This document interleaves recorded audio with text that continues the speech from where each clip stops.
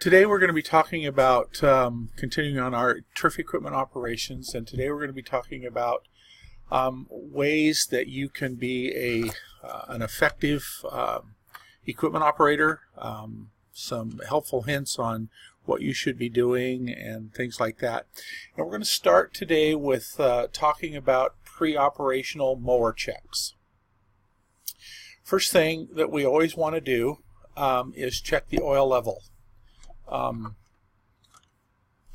This has gotten a little better with some improvements in machinery, but we still have some mowers out there that use what I would call a splash oil system, non-pressurized, especially when you get into some of the smaller engines and single cylinders and things like that, where the only way for lubrication to happen is that on the bottom of the connecting rod they have a paddle that splashes the oil around. With those engines especially, all engines, but with those engines especially, it's critical that the oil level be at full at all times. And so doing that daily check of the oil level on the machine, typically there will be a dipstick that you can do that, is very, very important. And then also knowing what kind of oil to add, that sort of thing, and not overfilling it. But those daily checks become very, very important. You need to know the oil level of the motor, what type, what viscosity, and like I said, do not overfill that. Many times on the filler tube, which can also be the dipstick too, I know on my mower at home that's the way it is. Mine is a pressurized oiling system, so it has an oil filter. Some do, some don't. But once again, not overfilling that. The next type of oil level or fluid level that you'd want to check is the hydraulic fluid. Most machines will have some sort of a warning system on that, but once again, knowing the type of hydraulic fluid that it uses, the amount, and then the locations, sometimes there's more than one. And so knowing that is a very good thing. Next thing, of course, is the water level. Most engines will have an overflow. Some are air-cooled and won't have a water level, but all of those that have a water level will usually have an overflow and will have a range that you can check on. And so that, once again, becomes very important because most turf equipment will not have any kind of a warning system for that. So once again, if it has a water cooling system, that should be checked before you operate the mower. The other thing that you can do is look at the fluid condition and its appearance. Does it have good color to it? Typically, most of them will have some sort of antifreeze product in there, and that could either be an orange or a green. If it's perfectly clear, that would be a concern to me because I would wonder about antifreeze in that situation. And I think the other thing is if it was rusty looking, that would be of a concern to me. Although most newer engines, that doesn't happen because the type of coolants that we use protect against that. The next one would be air pressure. And you're going to need to know what type of air pressure that they need. It's hard on turf, it's hard on equipment to run with tires that are underinflated. But once again, with turf equipment, many times it's easy to overinflate those because they typically do not run at higher pressures because of the size of the tires and the flotation of the tires. Fuel.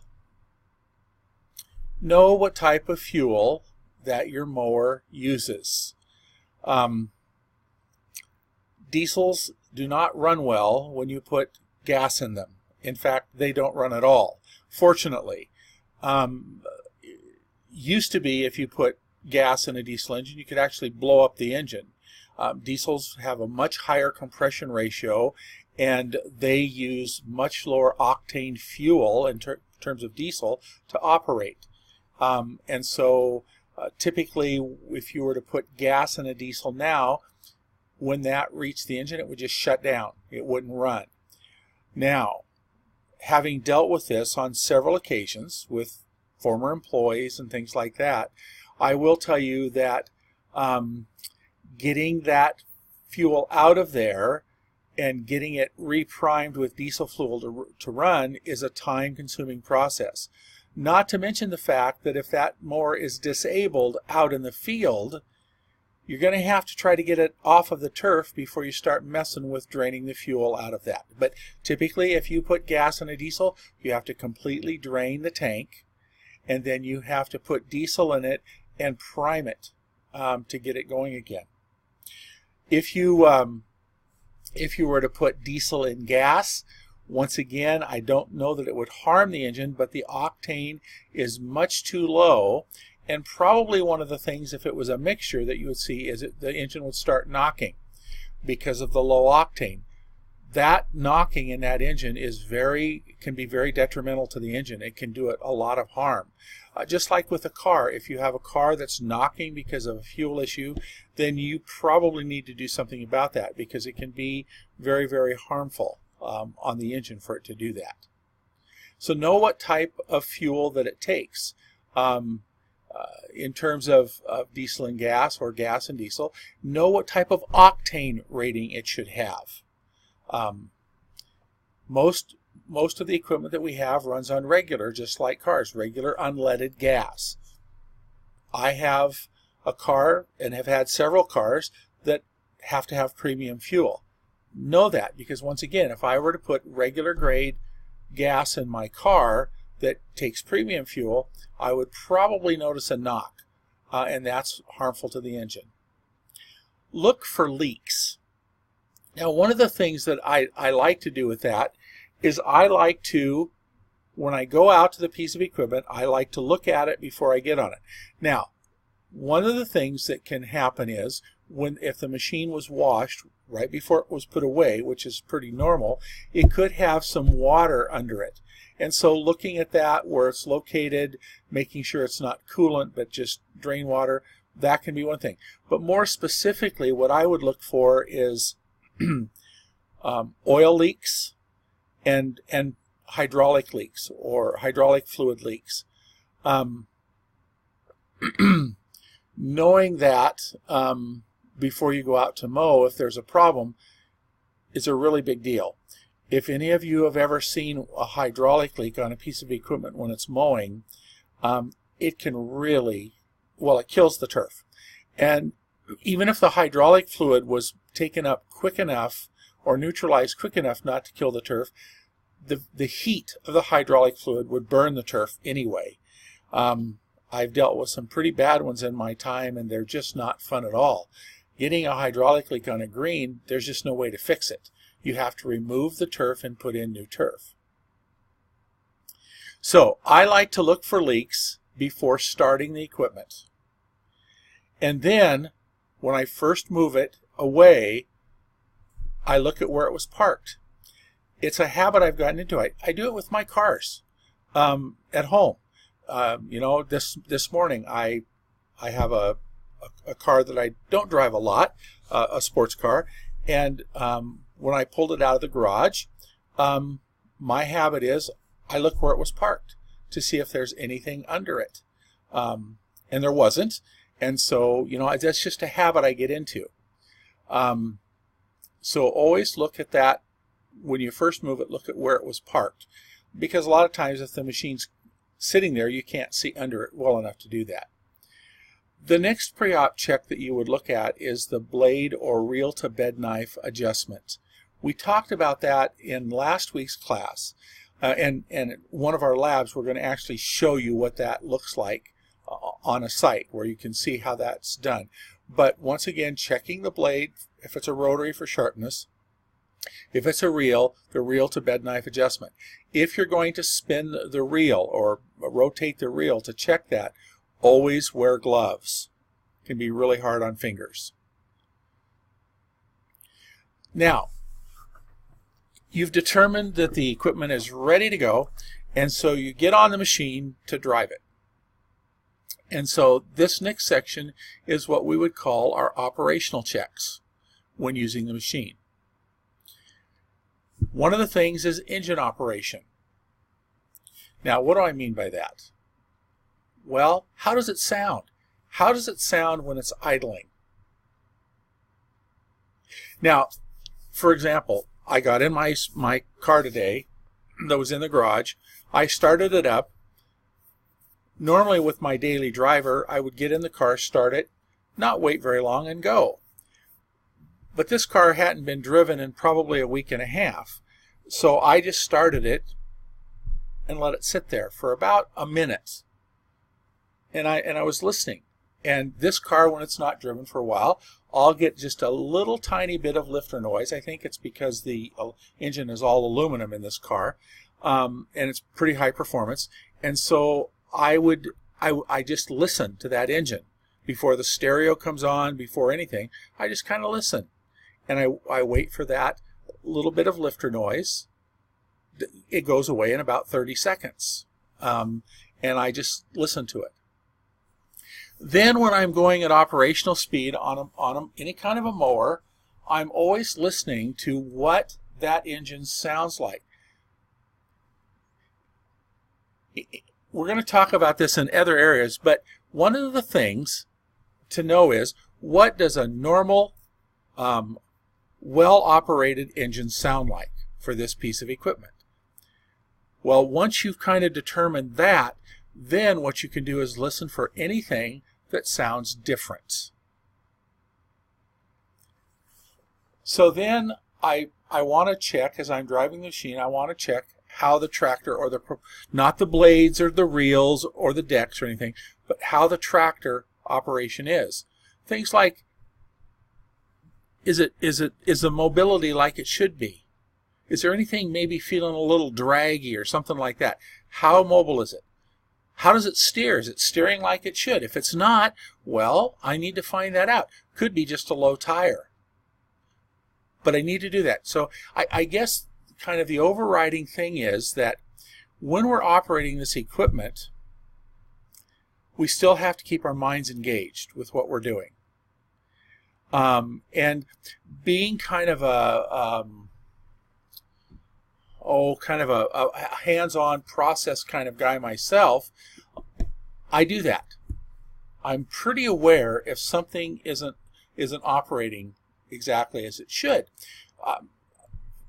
About a month and a half ago, my wife was in Portland, and I was going down there, and she had her car down there, and she said, "My car sounds like an airplane." Well, I had no clue what she meant by that. I got down there and drove it, and I said, yeah, well, it's probably got a brake problem, but I'm thinking maybe a bearing problem. Sure enough, it needed a new, they don't do wheel bearings now, they do whole hubs, but it needed a new hub put in her car. So, but what I've asked her to do is simply tell me if anything sounds out of the ordinary, and she does that. I don't expect her to diagnose what it is. She might tell me the approximate location, but I want her to be aware if anything isn't operating like it should. Also, is it braking the way it should? That becomes really important. I could tell you several stories of machinery that probably shouldn't have been operated because the brakes weren't working right. And typically on some of this turf equipment, the braking systems are not very high-tech anyway. They use the hydraulic system to slow it down, and then they might have a small braking system in it. Is the machine braking like it should?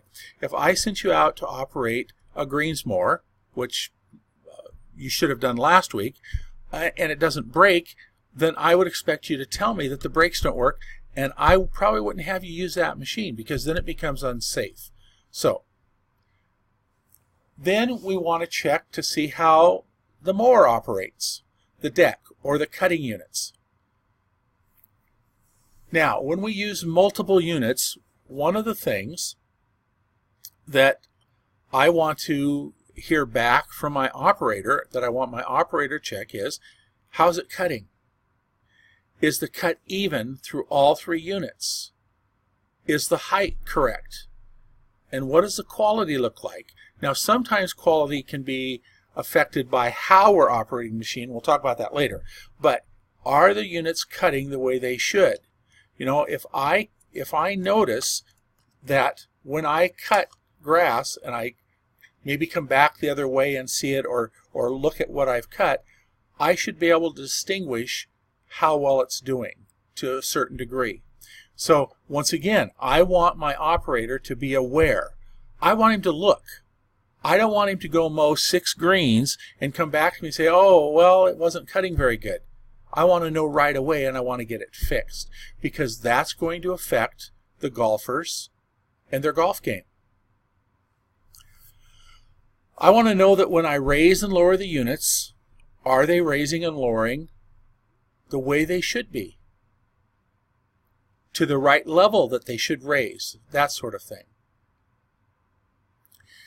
Then I've gone out and I've mowed and I've checked everything. The mower's operating like it should. The cutting has gone well and everything is looking like it should. And so I bring the mower in, and then there will be some post-operational checks that I need to do.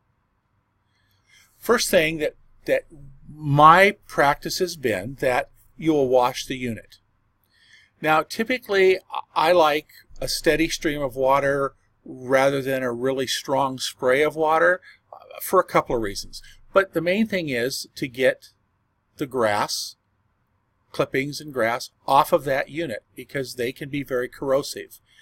The other thing is if my equipment manager went to work on a fairway unit and he put it up on a rack and went under there to work on something underneath the mower and it wasn't clean, and he's working under there and you've got this stinky old smelly grass that's kind of wet that wants to drop and drop on him and stuff like that, he's probably not going to be very happy about it. And he's probably going to tell you about it, maybe not even very kindly, which I would understand. So I want to make sure that I clean the unit completely. All of the cutting units and things like that. The reason I don't always use a really high pressure spray is because of the bearings and seals and things like that. I don't want to get water in those units. But if you work for me as a golf course superintendent or a field manager, part of your job, part of the time it takes for you to do that job would include these post-operational checks and the pre-operational checks. That would be part of the time that is allotted for the job. So now sometimes things will happen and you might have to leave a unit for a while before you wash it, but most times when you bring the unit in, you wash it. You wash the tractor unit and you wash the cutting units. And sometimes you have to get down there and to get all of that stuff off, so it doesn't corrode the machine. Fuel the unit. Now, why do we do this now instead of before? Well, in most of our situations, especially on golf courses, getting out ahead of the golfers, getting out ahead of the play is really important. My preference is that you fuel the unit when you're done with it. You fill it up when you're done with it, so that the next person that goes to use it, or if you go to use it the next day in the morning, it's ready to go. Also, typically when the units come in, the time that they come in will be staggered. They won't all come in at the same time. So there won't be a waiting line at the fuel pump. But in the morning, when everybody's leaving at the same time, if everybody's waiting to fuel their units, it really wastes a lot of time. So my practice is when you're done with the unit, part of the post-operational thing that you do is you wash the unit and then you fuel the unit, making sure that you use the proper fuel in it, gas or diesel.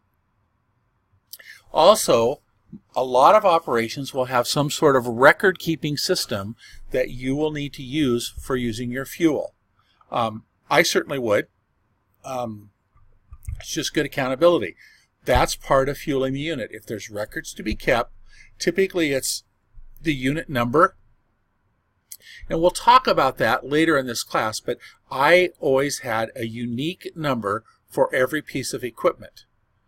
Even if I had 4 greens mowers that were exactly identical, even if they had been purchased on the same day, they would each have their own unique number so that we could keep the record straight on those. Typically, it will have the hours on the machine, because with turf equipment, most of the time we don't talk about miles, we talk about hours on the machine. So, and if the machine did not come with an hour meter, I would probably get one. And that hour meter simply, the minute you turn the key on, the hour meter starts. When you turn the key off, it stops. And we'll talk about that a little bit later too, why that's important. Okay, and then the type of fuel that's used and typically the gallons that you put in it. Sometimes there'll be a meter on the pump where you put in the meter number also, so it can reconcile with the gallons that were put in the unit. Then some places will have the employees do this. A lot of places won't. I might have certain areas of the machine that I would have you grease. Now, certain things like stuff on the steering and on the unit itself probably would be done when preventative maintenance is done. But cutting units, belt pulleys and cutting units, those types of things, rollers especially, those types of things would need to be greased. Also, with gloves on, when you're doing this, when you're going to grease the cutting units, especially if they're reels, I like to have my employees grab the reel and try to move it from side to side and forward and back. That lets me know if the bearings are still tight. Now, that's important for several reasons. You don't want to wear out a bearing, and then if the bearing goes, then you might lose the shaft, and then you got to replace the whole reel. But the other thing is, think about it. If that has any type of play up or down or backwards or forwards, then when you go to cut with that unit, it's not going to cut exactly right. Now, if I was cutting it 2 or 3 inches, that might not be a big deal. But if I'm cutting at 1/8 of an inch, that becomes a really big deal. So it's important to make sure that those reels are tight. Once again, look for leaks, especially hydraulic leaks.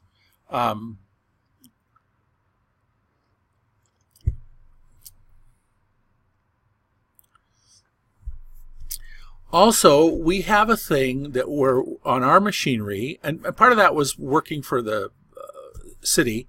We had a process, but even at a private golf course, I would do this too.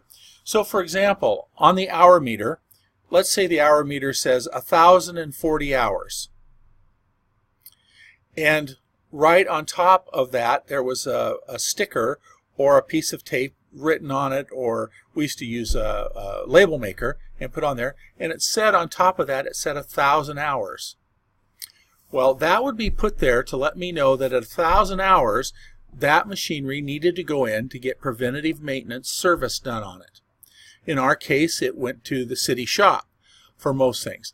At most golf courses, it simply goes to the equipment manager at the golf course or sports facility that you're at. And so that would let me know that, okay, this is 40 hours overdue for service. That's too long. That should have been caught way before that. But I would immediately, we had just a form that we filled out, a tear-off form, that said that this was due for service. And we would check off PM service due. We'd put the date and the hours on it. And if it was an operator, he would either put that on my desk or he would put it on the seat of the mower. My preference was that he would put it on my desk so that I could get it scheduled in for service. If it was with the mechanic, he might hand that to the mechanic or the equipment manager at the shop that he worked at. That gives us a way to track when we all of the preventative maintenance and all of the even repairs that are done on a machinery. And that becomes important down the road. One of the things that I used to do when I was looking at replacing a piece of equipment, I would look at its service records. And that would possibly or probably influence my decisions on what I was going to buy next. So I'm going to give you an example. So years ago, the greens mowers that we had these Kohler engines that were single-cylinder Kohler engines, and they did not have pressurized oiling systems. They had the splash method. And because they were used by a lot of seasonal workers, they weren't always as good about checking the oil as they should have been, in my opinion. What we found by going back and looking at those service records is in the last 1 or 2 years of the life expectancy of that mower, we were having engine failures. And they're expensive to replace that engine. So we made the decision at one point for several years to buy water-cooled diesel engines on our greens mowers. They were more expensive. But we found we could replace them less often. So it became cost effective. And we found that in this, whatever cycle we went through with these diesel greens mowers, we never once had an engine repair on those. Not once. Well, they did end up being cost effective. Now, we later, or my successor, at some point went back to gas ones, but they then had pressurized oiling systems in them, and they would last longer. So having a way to track these type of services and repairs is very important. We had, like I say, we had a report form that the operator would fill out. So that would also happen. Let's say that you're out mowing greens and it says 1,000 hours for PM service and it's got 940 hours. Well, it doesn't need PM service. But let's say you found that the brakes weren't working properly on that machine. So you would fill out on this form, you would fill out the number of the machine, the date, put your name on it, and you just had a checklist and a place for comments, but you would check off brakes. And you might say on there, the brakes are not working as well as they should. And you would put that, either give that to the equipment manager or would have given it to me. And then I would have taken care of it from that point. But that report form is very, very important for the operator to take care of. Okay, operator's report, that's basically what we're talking about. Any problems that you have and then filling that out on the form. That's very important. We use the same form for PM service or operator's reports. Could also say things like, maybe it wasn't cutting the way it should, or it seems to be uneven. Okay, well, that alerts somebody to look at that machine and fix it before it goes out again. Okay, so you've done all this stuff for the machine and you've put it away. That's what I think a good operator needs to do. And it's going to vary at every place that you work. So find out what the expectations are when you're operating the machine. What are the expectations? Now, for some of you, last Friday, for our on-campus students on lab, that might have been your first time to operate a triplex greens mower. So let's talk about this first time operation and what that should look like. Well, there's the owner's manual. Now I know we're men, most of us in this class, and we don't like manuals of any kind, but boy, it becomes important. I have found that as I get older that I am more open to looking at owner's manuals and finding out what's going on. Sometimes I will look at an owner's manual before I purchase a piece of equipment. Is there anything in there that throws me for a loop? Something that I have to do that is really time consuming or a bother? Maybe I'll choose a different piece of equipment. But that owner's manual can be very, very helpful. In this class, we will use a similar thing to that, where you will use operational videos. Now, the problem is the operational videos that we have are not necessarily going to be exactly the piece of equipment that you're using. Sometimes it will, sometimes it won't, but at least it will give a representation of that piece of equipment. Now, if it was a unique piece of equipment, I was trying to think of an example. Well, I can remember years ago we ended up with this machine called a Hydroject, which was a water-based aerification machine. And I knew nothing about them. And they were very, very expensive. And we got this machine, kind of inherited it, and we got this machine, and so before I ever used it the first time, I went out and read the owner's manual. so I would have some idea of how this machine was supposed to operate. Operational videos can be helpful, and like I say, we will have those available for you to look at.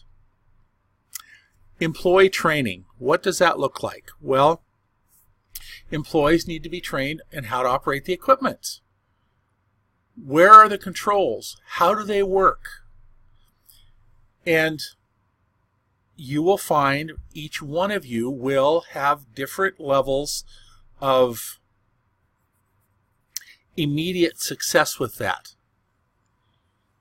Some people can look at something and instinctively know how to run it. Some people can't. Doesn't make one better than the other. Not at all. Don't tell them I said this, but when my daughter's the oldest of our two kids, when I taught her how to drive, she absolutely had no clue. So we went out to a big, huge parking lot. All those years riding with me, she never paid attention. She had no clue, so I had to teach her from scratch. My son, on the other hand, who was 2 years younger, he instinctively knew how to drive that car because he watched. Maybe it's a guy thing, maybe not. But the truth is, my daughter's a better driver than my son, at least in my opinion. And so where you're at when you start operating a machine has no bearing on where you will end up. And in fact, with employees that I've had, it usually takes a little bit longer for a woman to grasp how to operate this type of machinery than the men. But typically, the women are better operators than the men. They pay better attention to detail. What is the intended use of the machine? What's it supposed to do? What's it not supposed to do? Are there mowing patterns involved? We talked about that in the first lecture about SLAR, or at one course I was at, I had never heard of SLAR till I moved to Walla Walla. That's just what they used. Most places I've been at, we used a clock. Well, what are you mowing today? Today I am mowing 2/8 or 3/9 or 6/12 or 4/10. This is kind of the same thing, but that's the mowing pattern. What is a mowing pattern? Are there cleanup passes? What do they look like? If you work for me and you're triplex mowing and you're newer, you're going to do 2 cleanup passes. You're going to do one on the edge, and you're going to move in about half of machine link and do it again, because you're just not good enough to not get every blade of grass unless you do that. After you've done it a while, you can. But I require 2 cleanup passes because I don't like unmowed grass on a golf course. Is there a sequence? Now, if you've not been on a golf course or operated on a golf course, you might think, well, I will go 1, 2, 3, 4, 5, 6, 7, 8, 9, 10, etc. Not so. Excuse me. That wastes a lot of time. So typically, at Veterans, for example, we would mow the putting greens 9 and 18, and then we would go 1, 2, 7, 3, 4, 5, 6, jump across and start on the back 9 and pick up 8 later. So is there a mowing sequence that we follow? Somebody has to tell you that, or can write it down on a piece of paper. That's pretty easy to do. And then, are there any other special items that you need to know about in terms of what it is that you're supposed to be doing as an operator, as an employee, learning this machine? For example, what do I do with my grass clippings? How full do the baskets get before I empty them? That sort of thing. Are there places that I'm supposed to avoid with the machine? That sort of thing. Are there any special items? I worked at a golf course one summer as the superintendent when I was teaching at Portland Community College, and it was an interesting golf course in that 2 of the holes were in a very deep gully, and getting down to those 2 holes was kind of a little scary.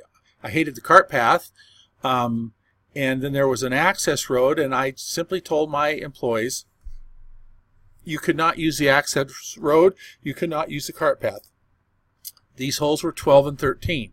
To get to 12 and 13, you had to go to the middle of 14 fairway and drive where you went down a gentle hill to get down to that fairway, and then drive back into 12 and 13. You could not use the access road. It was too steep for turf equipment. The truck could go down it, the pickup, but that was it. Not even tractors could go down that access road or the cart path. That was the rule. In fact, I felt so strongly about it that I said, if I catch you on that road on any piece of turf equipment, I will fire you on the spot, period. There will be no second chance.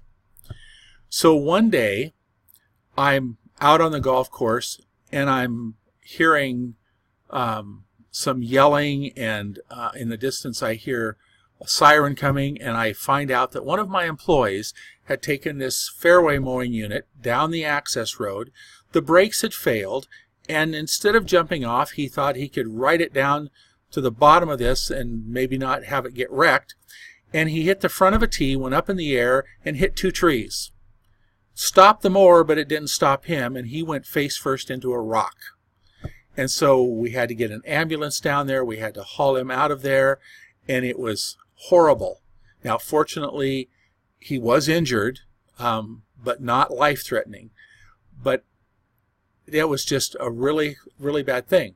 I did fire him, but I eventually, after about a week, his dad, who was actually one of the owners of the golf course, came and talked to me and expressed his, how I did what I said I was going to do, and he understood that.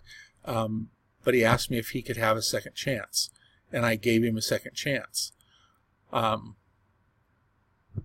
So, are there any special items that you need to know about?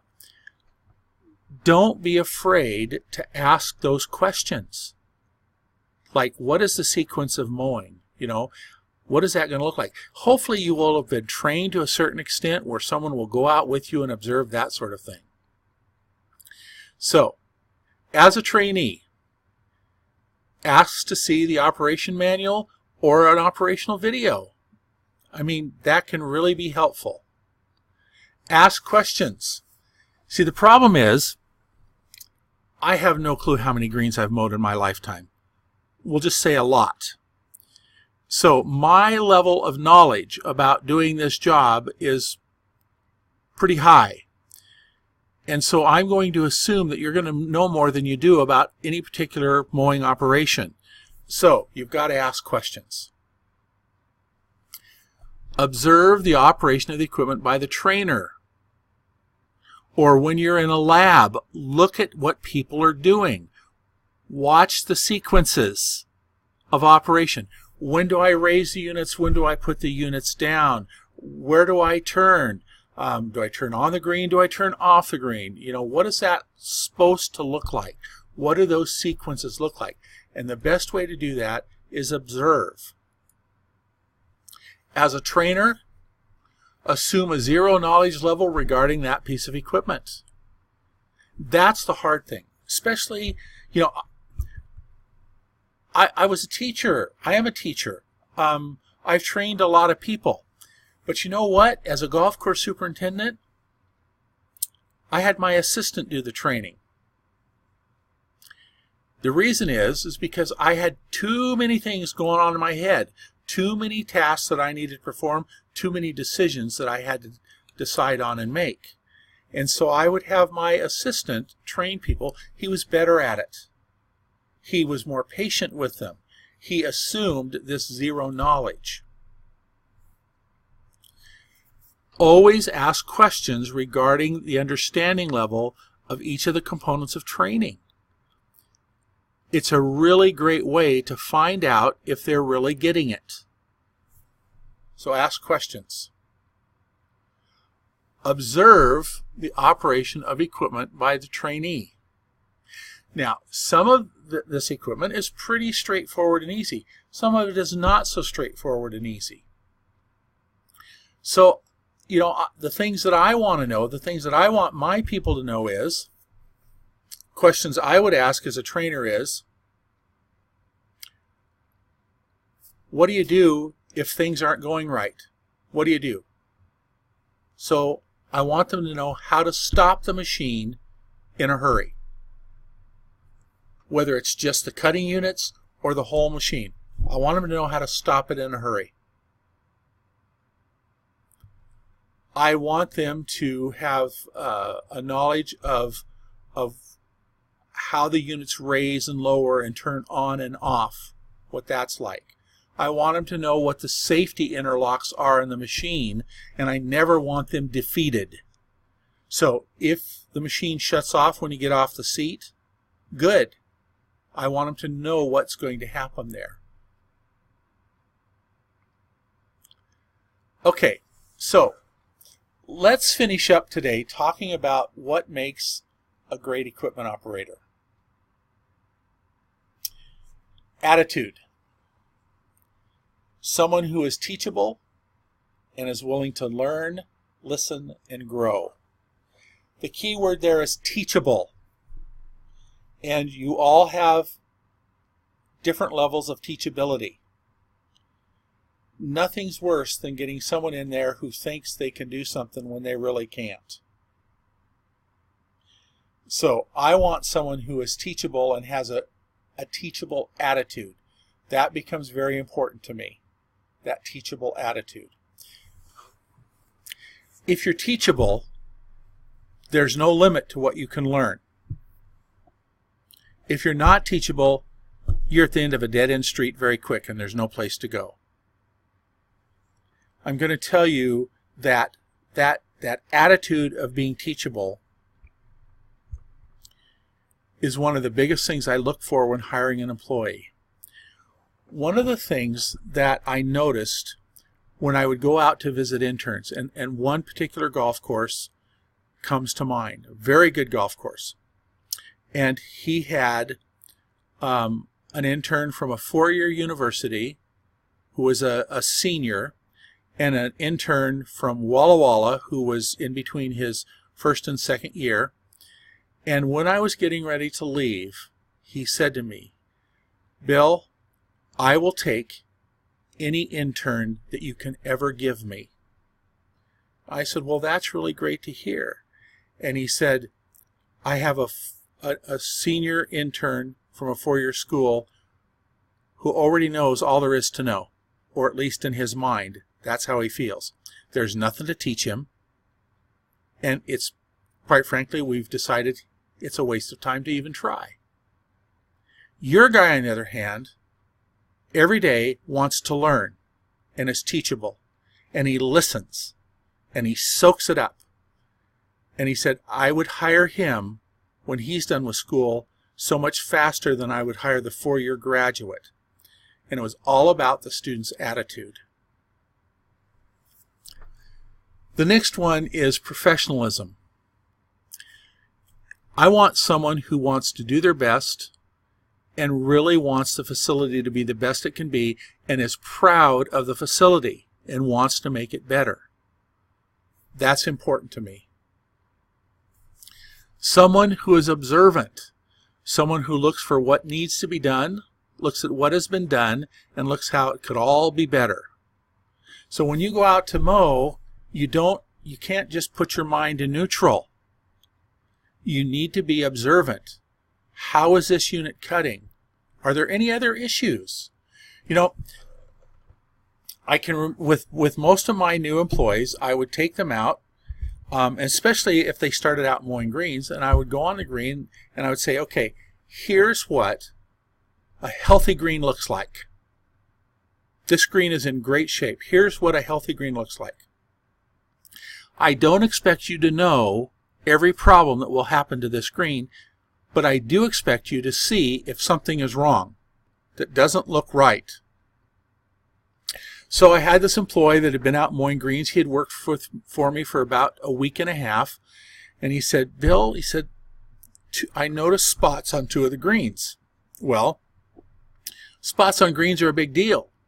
Quite often they're disease problems, and we want to catch them early. So I said, "Well, let's go look." And we went out and looked, and what it was on these two greens, there were some grease spots. Somebody had over-greased the roller on the mower, and they had left grease spots, and they're not going to kill the grass or anything like that. And I told him, and he said, "Oh, I'm so sorry." He said, "I wasted your time, and that's just dumb." And I said, "Hold it." I said, "What did I ask you to do?" He says, "You asked me to tell you if something looked different on the green." I said, "Do those look different?" He said, "Yeah, they do." I says, "I didn't ask you to tell me what they were.